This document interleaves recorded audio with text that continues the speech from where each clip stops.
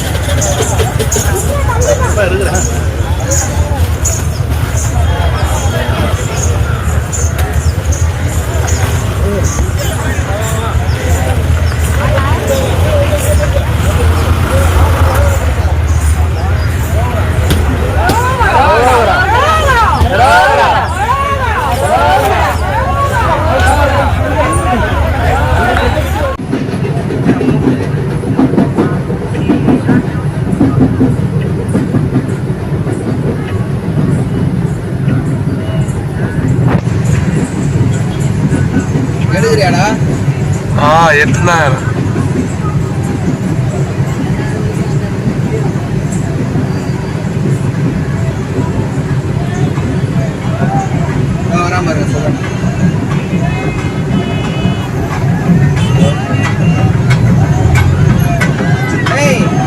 அம்மா பின்னாடி வராங்க பாரு, அம்மா கூட வா, பின்னாடி வராங்க.